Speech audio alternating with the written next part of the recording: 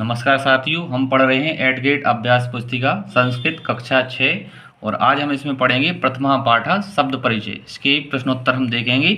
तो सबसे पहले यहाँ लिखा है पुष्पाणाम नामानि। तो इसमें देखते हैं कि यह शब्द जो हैं वो बनते कैसे हैं। इनका पहला है कमलम। कमलम का देखते हैं कमलम कैसे बना है। का आधा, फिर आ, फिर मा आधा, फिर आ, फिर ला, फिर आ और माँ। इस तरह से इन सबको हम मिलाएंगे तो उच्चारण करेंगे तो बन जाएगा कमलम। ठीक इसी प्रकार से अमृत फलम। तो आ प्लस माँ प्लस री प्लस ता, फिर आ प्लस बा भा प्लस आ प्लस ला प्लस आ प्लस माँ। ऐसे आगे हमें और शब्दों को बनाना है। तो अब हम देखते हैं इनके अनुसार जैसे ये शब्द बने हैं वैसे ही हम इनका को करेंगे। तो अगला है कंदुक पुष्पम यानी गेंदा। तो इसको पहले हमने का आधा प्लस आ प्लस ना प्लस दा प्लस छोटा ऊ प्लस का प्लस आ, फिर प्लस पा प्लस छोटा ऊ प्लस षटकोण का शा आधा, फिर प्लस पा आधा प्लस आ और प्लस माँ। ये हलंत वाला आधा माँ रहेगा। ठीक इस तरह से इन सबको मिला के बन जाएगा कंदुक पुष्पम। अगला है चंपकम। इसको देखते हैं चा प्लस आ प्लस माँ प्लस पा प्लस आ प्लस का प्लस आ और प्लस माँ। इस तरह से बन जाएगा चंपकम। और इसमें जो व्यंजन शब्द हैं उन सब में हलंत लगा है।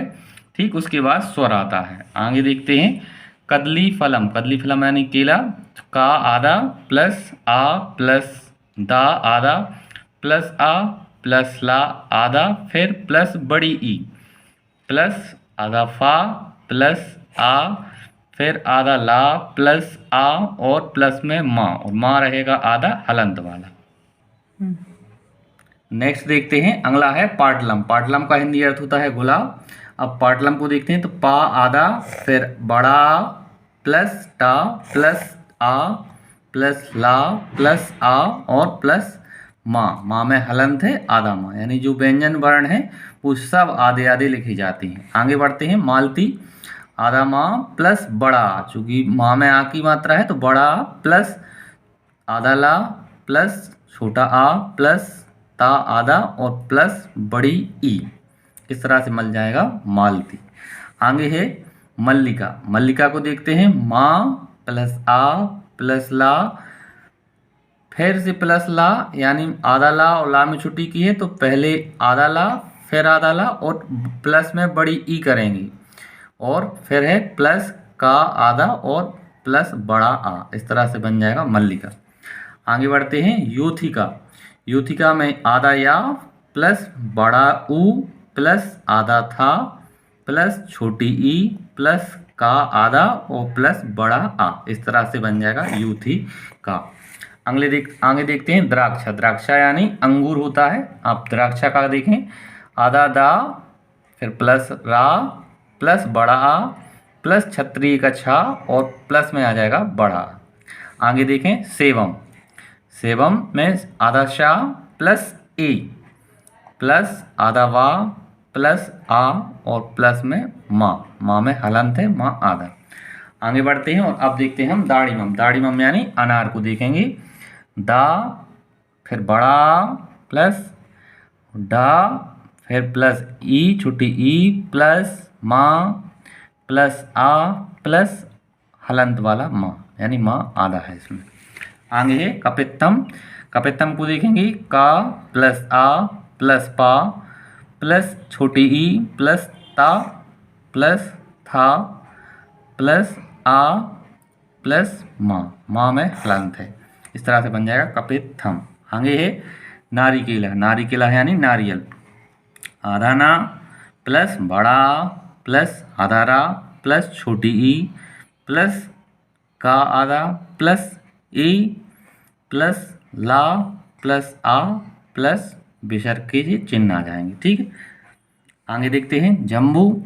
जम्बू में जा आधा प्लस आ प्लस माँ प्लस आधा बा प्लस बड़ा ऊ, फिर उसके बाद विसर्ग। आगे करते हैं पक्षियों के नाम है पक्षीणाम नामानि। देखते हैं बका। बका में आधा बा धन आ धन का धन आ धन विसर्ग। फिर है चटका, आधा चा धन आ धन टा धन का और धन बड़ा।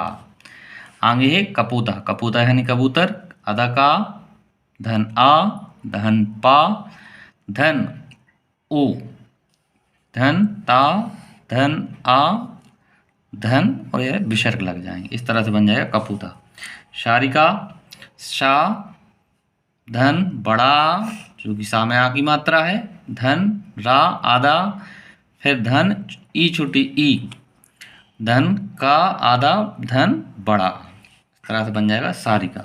आगे देखते हैं कोकिला, आधा का ओ धन का आधा, फिर धन छोटी ई धन ला आधा फिर बड़ा। इस तरह से बन जाएगा कोकिला। आगे है वर्तिका, वर्तिका में देखते हैं आधा वा धन आ धन रा धन ता धन छोटी ई धन का धन बड़ा आ। इस तरह से बन जाएगा वर्तिका। आगे देखते हैं इस साइड दिए हैं पशु नाम नामानी, पशुओं के नाम।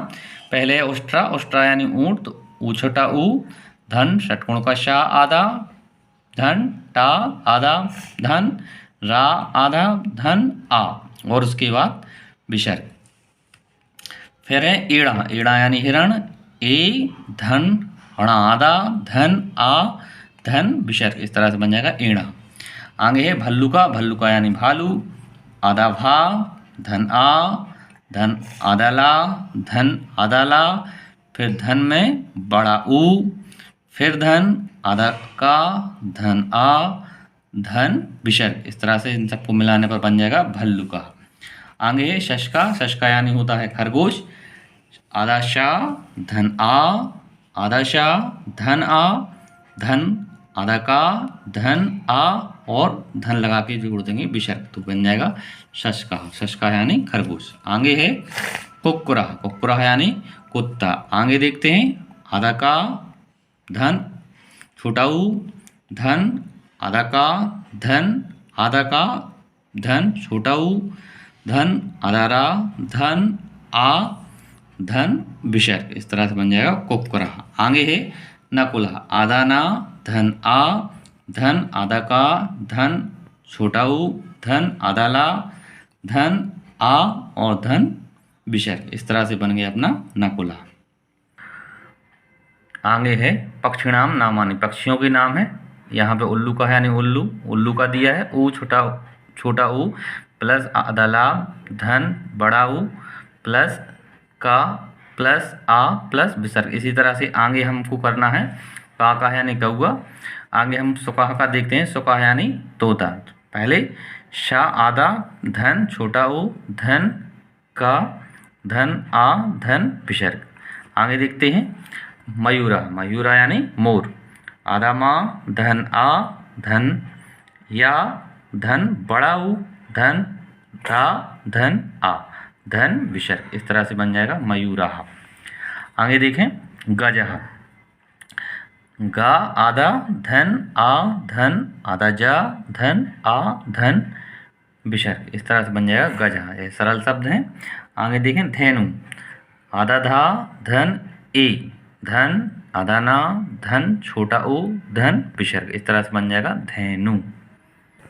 आगे साथियों वस्तु नाम नामानी, वस्तुओं के नाम है। पुस्तकम यानी पुस्तक, पुस्तक का दिया है पा धन ओ छोटा ऊ धन शा धन ता धन आ धन का धन आ धन माँ। इस तरह से बन जाएगा पुस्तकम। साथियों ध्यान रखना है कि जितने भी व्यंजन वर्ण हैं वो सब हलंत में हैं, आधे हैं, बाकी स्वर उनको पूरा करते हैं। आगे देखते हैं घटिका, घटिका यानी घड़ी, घड़ी का भी दिया है खा धन आ धन टा धन ई धन का धन बड़ा।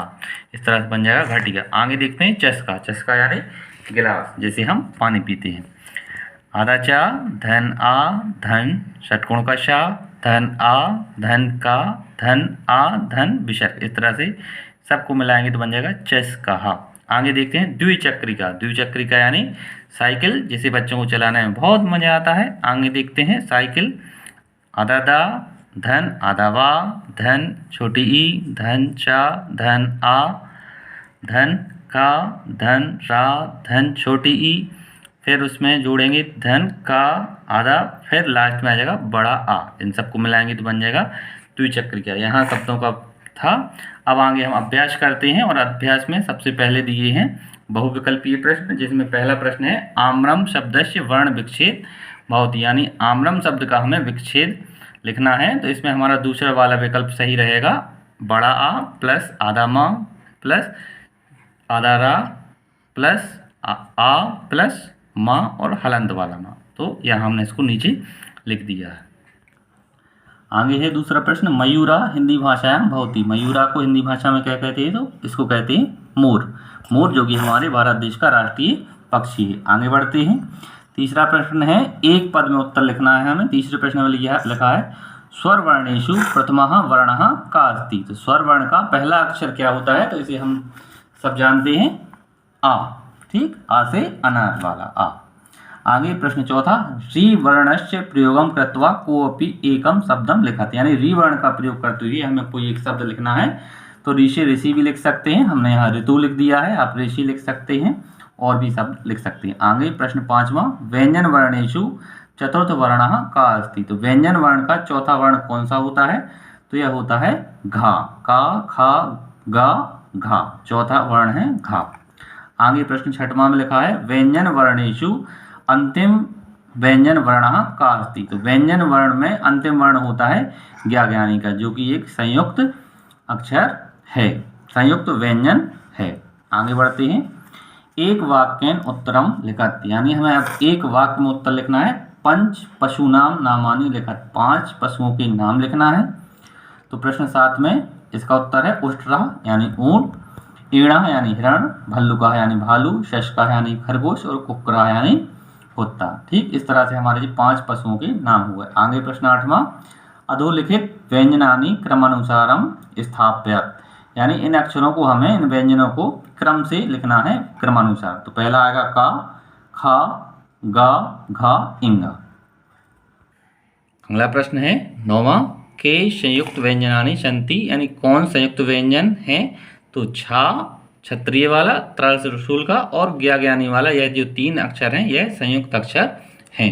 आगे देखते हैं 10वां प्रश्न, पाठ्य पुस्तक अनुसार के स्वरः सन्ति, यानी पाठ्य पुस्तक के अनुसार हम कौन कौन से स्वर हैं तो उनको लिखना है। तो वो स्वर हैं आ, बड़ा आ, छोटी ई, बड़ी ई, छोटा ऊ, बड़ा ऊ, ऋषि ऋषि, ए, आई, ओ और औ। इस तरह से यह स्वर हैं जो हमने यहाँ लिखे। आगे दीर्घोत्तरीय प्रश्न लिखना है। यहाँ हमें कुछ शब्द दिए हैं, उनको हमें ह्रस्व स्वर और दीर्घ स्वर के अनुसार उन्हें अलग अलग छांट के लिखना है। यानी जो छोटे स्वर हैं उन्हें ह्रस्व स्वर और जो दीर्घ हैं वो दीर्घ वर्णयुक्त शब्दों में। तो 2 कॉलम है, हम इनमें देखते हैं। पहले है अश्वा, यहाँ छोटा आ है तो यह ह्रस्व वर्णयुक्त शब्द में आएगा। फिर बंद करें। आगे है अश्वा, अश्वा आएगा ह्रस्व स्वरों में पहले कॉलम में। फिर है आचार्य, यह बड़ा है तो यह आएगा दीर्घ वर्णयुक्त शब्द में। फिर है आम्रम, यह इस साइड आएगा आम्रम दीर्घ वर्ण में। फिर इष्टिका छोटी ई है तो इष्टिका यहाँ आ जाएगा। फिर है अजहा, छोटा आ है तो यहाँ आ जाएगा अजहा। फिर है इक्षु, छोटी ई है, इसको भी ह्रस्व वर्ण में लिखेंगे। फिर है ईश्वरा, यहाँ बड़ी ई है तो ईश्वरा को हम इस साइड लिखेंगे दीर्घ वर्ण वाले में। फिर है उष्ट्रा, छोटा ऊ बना है यहाँ तो इसको हम यहाँ लिखेंगे उष्ट्रा। फिर है उल्लूका, यहाँ थोड़ा सा गलत है पुस्तक में, हमें ऐसा लग रहा है उल्लूका में छोटा ऊ होना चाहिए था तो यहाँ, लेकिन यहाँ उल्लूका हमें बड़ा ऊ है तो हम इसको इस साइड लिख रहे हैं उल्लूका। फिर है इत्र, इत्र यहाँ छोटी ई है, इसको यहाँ लिखेंगे इत्रा। रिक्शा, इसको भी यहाँ ह्रस्व स्वर्ण में लिखेंगे इंद्रा, इसको भी हम यहाँ लिखेंगे। इस तरह से यह पूरे हो जाते हैं। अगला 12वां प्रश्न है व्यंजन शब्दानाम क्रमेण स्थापित, यानी यहाँ जो शब्द व्यंजन शब्द दिए हैं ये अव्यवस्थित रूप से आगे पीछे हैं, इनको हमें क्रम में लिखना है। तो क्रम में हम नीचे लिखे हैं का, खा, गा, घा, इंगा, चा, छा, जा, झा, इया, टा, ठा, डा, ढा, णा, ता, था, दा, धा, ना, पा, फा, बा, भा, मा। इस तरह से हमारा यह पार्ट कंप्लीट होता है। आज प्रथम पार्ट कंप्लीट हुआ, आगे सेकंड पार्ट करवाएंगे। धन्यवाद।